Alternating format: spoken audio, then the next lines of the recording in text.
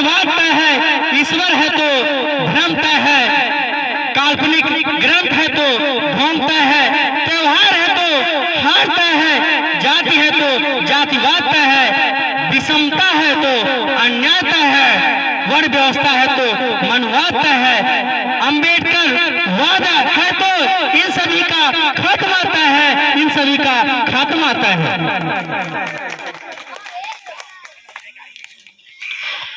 आप सभी लोग तमाम त्योहार आता है, तमाम बताते हैं कि हमको पूरा पोशाक चाहिए, अपने पति प्रथा से मांगती हैं।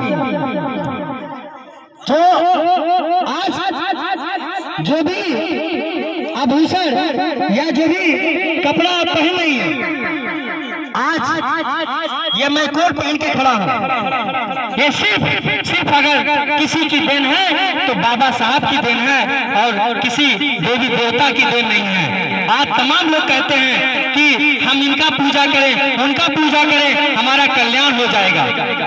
आज आपके तन में मैं महिलाओं को कहना चाहता हूँ कि आज आपके तन में जो कपड़ा है ये बाबा साहब का देन है। आपको अपना तन भी ढकने का अधिकार नहीं था, आपको जेवर पहनने का अधिकार नहीं था, जो आज आप ठन बन के तमाम जगहों में आप रिश्तेदारी में और शादियों में जाते हैं, ये आपको बाबा साहब ने दिया अधिकार, नहीं तो आपको तन ढकने का अधिकार नहीं था।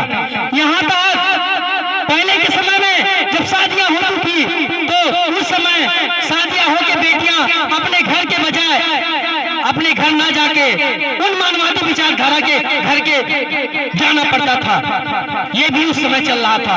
ये सब आपको इतिहास पढ़ना होगा, जानना होगा। अगर आप पढ़ नहीं सकती हैं तो कम से कम जहाँ कार्यक्रम होता है वहाँ सुन सकती हैं, उसके माध्यम से आपको जानकारी मिलेगा।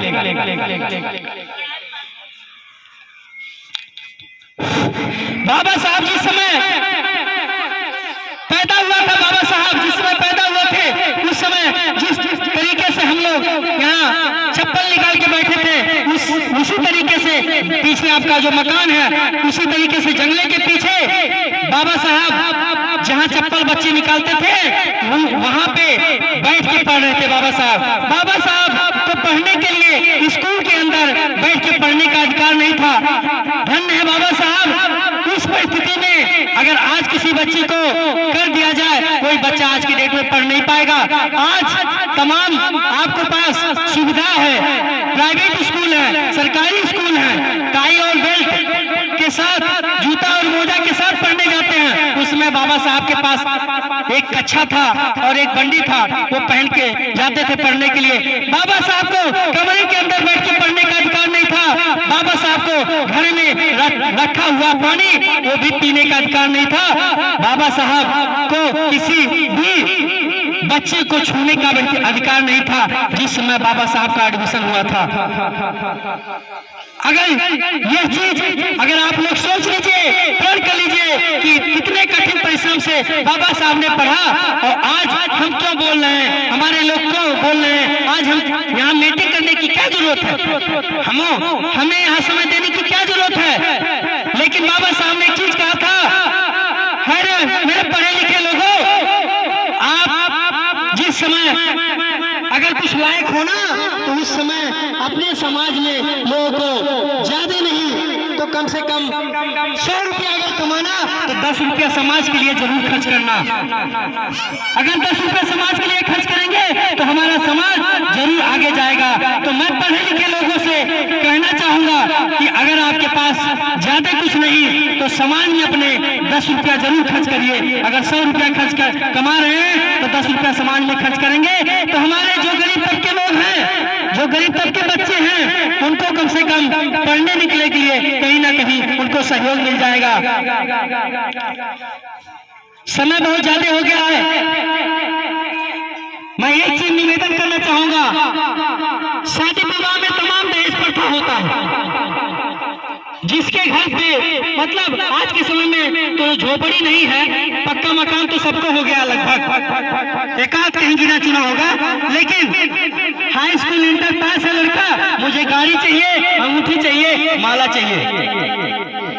धन्य है जो बेटियां अपनी मतलब शादी करते हैं किसी भी घर पे, वह किसी तरीके से जब ये दहेज मांग लिया जाता है तो किसी न किसी, मैं देखता हूँ कि गाड़ी आज की डेट में लोग फाइनेंस करा के, कैश पेमेंट नहीं, फाइनेंस करा के दहेज में लोग दे रहे हैं।